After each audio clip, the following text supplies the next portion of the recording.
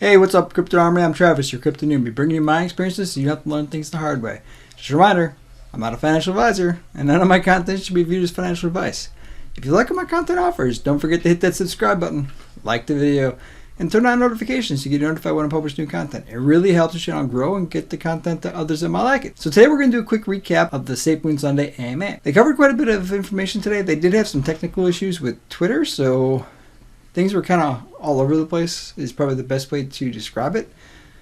I did like that they started with the questions first, and then they kind of did the recap later. I think that was partly because they had some technical issues.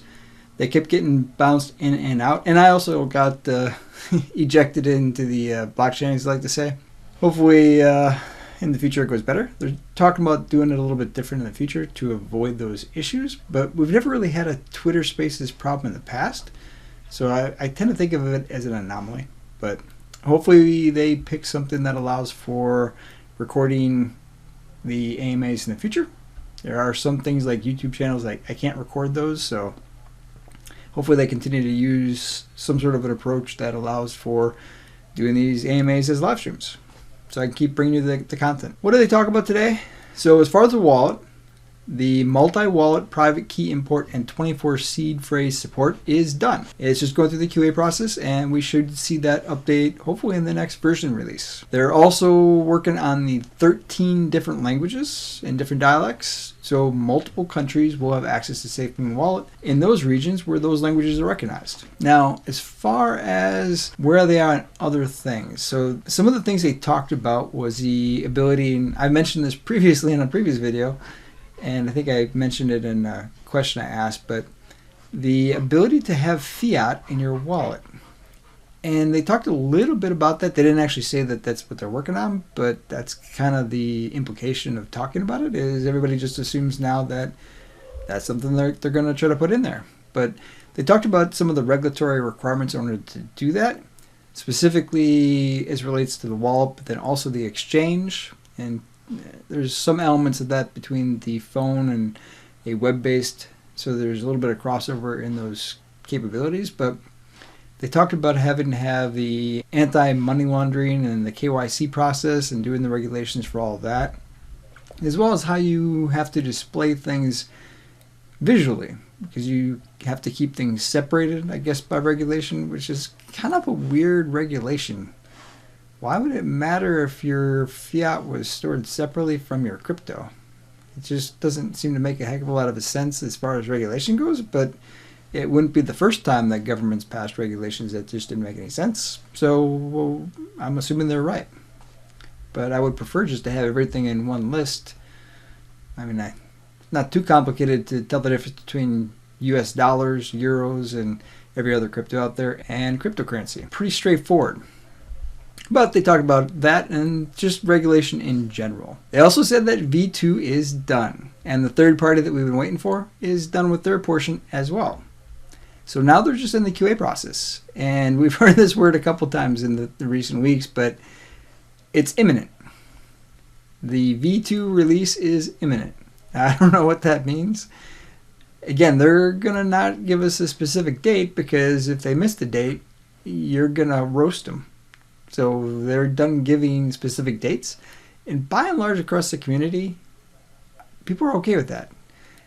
I think we're okay with the idea of a roundabout period of time. So if you're talking in the future, maybe a specific quarter, as long as it's realistic. If we're getting a little bit closer, maybe a specific month. Now V2, we've been talking about November, and we're in November, at least for the next 2 weeks, give or take a couple days.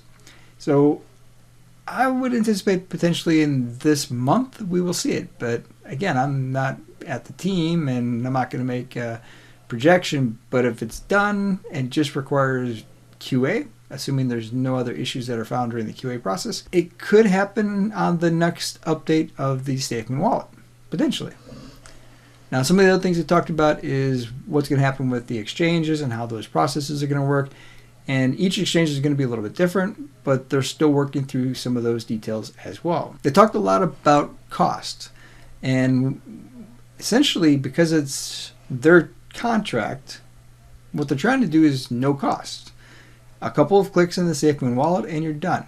And again, we all have a lot of questions as far as what the exchanges are going to do, but the exchanges have a lot of control in this aspect as well. So my guess is you may not even have an option on the exchanges. They might just automatically do it because they kind of own the keys. That's the downfall of being on an exchange, is they own the keys to your wallet and they have a lot of control over a lot of different things. And to be honest, there really isn't a reason not to do the update. And here's another way to look at it, is they're not going to support version 1 anymore as soon as they launch version 2. So your best interest is to move over to version 2. They're not forcing you to do it, but there's not really a reason not to. Now, kind of something we've asked about a couple different times. They talked a little bit about it as well. What is the cost for operating within the Safemoon ecosystem? Because now we've got a token. We're going to about have version 2 of the token. We've got a wallet. We're on track to get an exchange soon, whatever soon happens to be, maybe next year. And then everything else that they're putting together.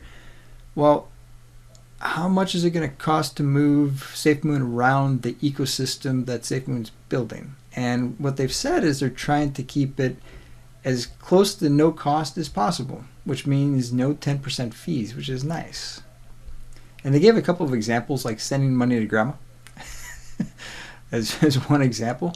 Or you've got the decentralized exchange that the wallet operates on, and then a more centralized version of the exchange for some other things like the fiat and some other stuff.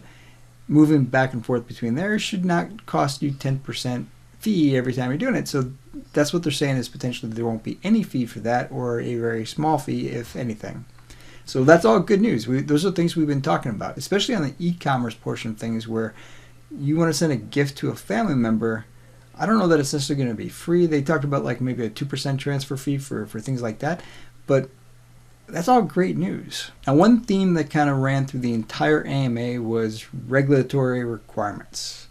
And they ended it by talking about they've partnered with somebody that is an expert in dealing with regulatory requirements to ensure that they don't violate any regulations depending on which country they're in. So that is great news, because it should ensure that there isn't any problems like, say, Binance is having, where they're constantly running into regulation issues and being banned in different countries and different states. So that's good news. Hopefully that keeps Safemoon out of hot water, at least in the US, but around the world as well. And that was kind of a theme all throughout the AMA. I'd recommend you watch the entire AMA. I've got that uploaded, and I've also put a quick contents in there to help you navigate around it. But it was kind of all over the place today just because of the format and the Twitter space having issues. So you really are best just to kind of watch the entire thing. There was good information in the Mooncast that followed, and that's in there as well. But that's it for today. I didn't want to take up too much time with this update. I wanted to try to keep it under 10 minutes, and we're doing pretty good with that. So hopefully you enjoyed the content. Until next time, stay strong with those diamond hands. Crypto Newbie here to tell you how you can get $2,340 in free stocks.